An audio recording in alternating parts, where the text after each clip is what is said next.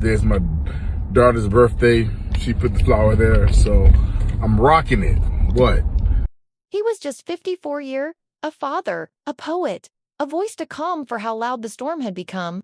Malcolm-Jamal Warner was vacationing in Costa Rica with his family when the ocean pulled him under. Witnesses say the current was sudden, ruthless. Bystanders jumped in, managed to drag him back to shore, but by the time they did, he had no pulse, no breath, no heartbeat. CPR went on for nearly an hour, but it was already too late.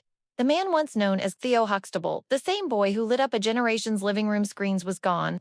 Just like that, a drowning accident, authorities claimed. But people weren't ready to accept how fast it all unraveled.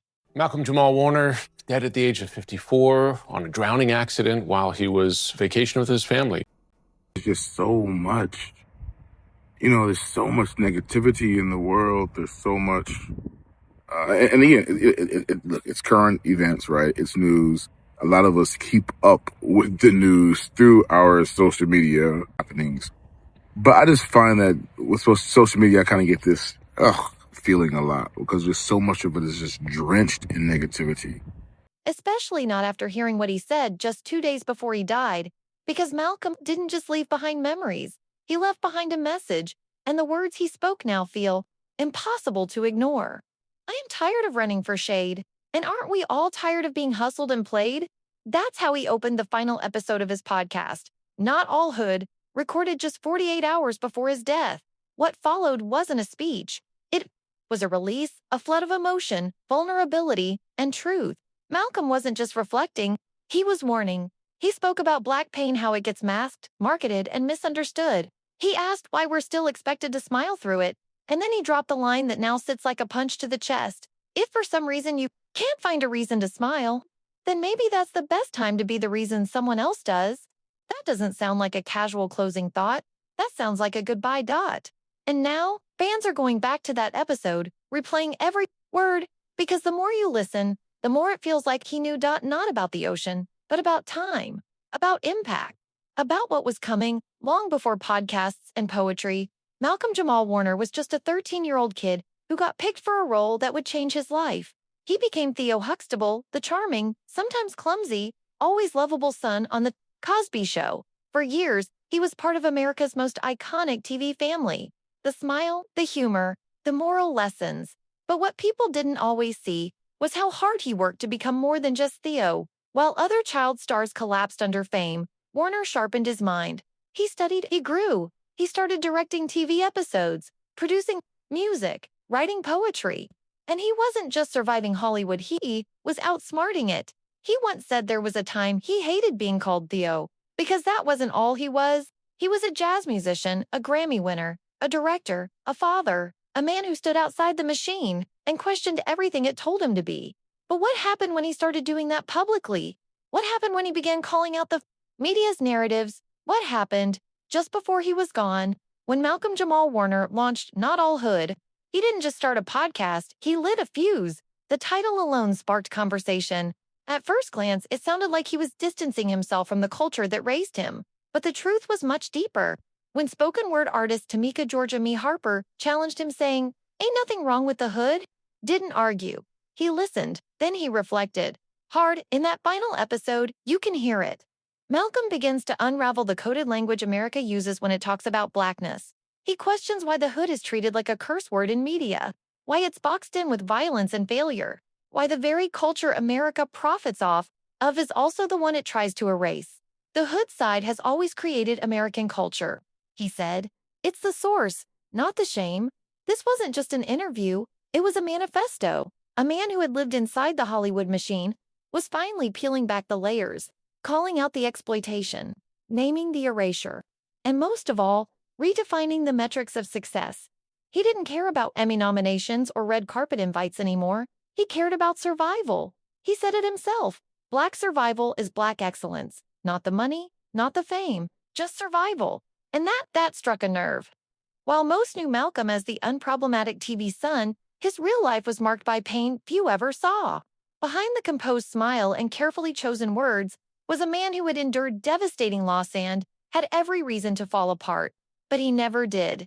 In 1998, Malcolm lost someone who meant the world to him. Michelle Thomas, his former girlfriend and Cosby Show co-star. She died of a rare, aggressive form of cancer. She was just 30. Malcolm was by her side when she passed. He never spoke much about it, but insiders say her death changed him permanently. It slowed him down, humbled him, quieted something inside of him. Then came another heartbreak.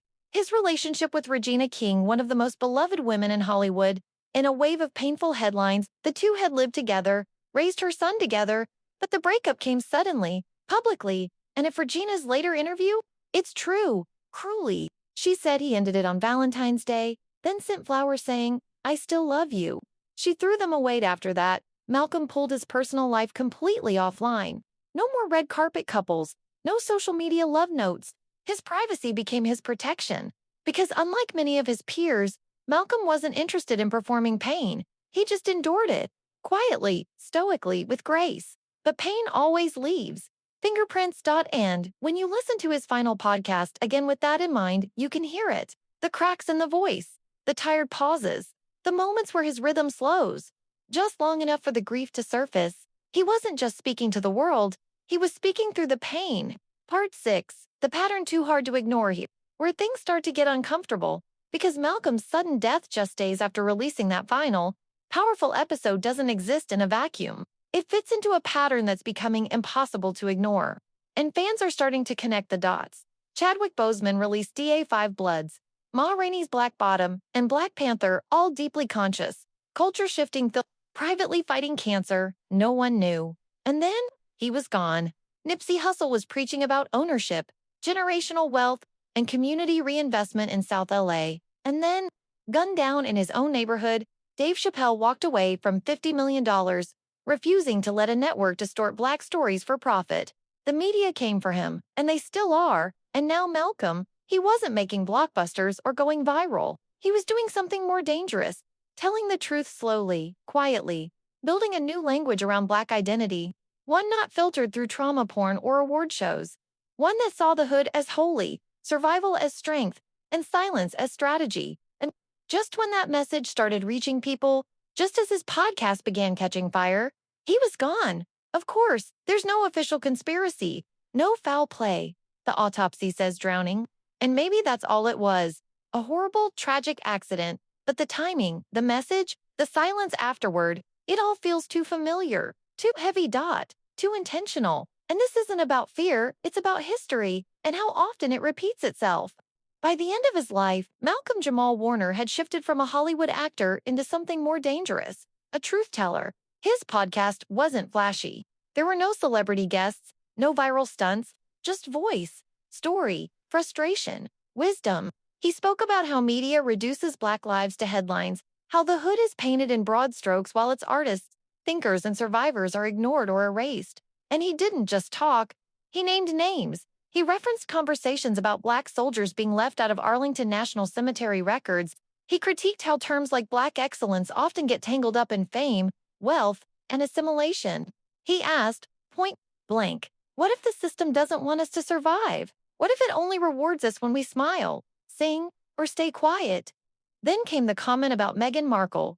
In a podcast interview, Malcolm was asked if he knew she was Black when they acted together on Suits. His answer, the great thing is, she knew that wasn't shade, that was code. It was a reminder that identity is often performance in Hollywood, and that sometimes surviving as a Black person in a whitewashed industry means knowing when to speak, and when silence is survival. But Malcolm wasn't silent anymore, not in those last few months, and that may have cost him more than we realize.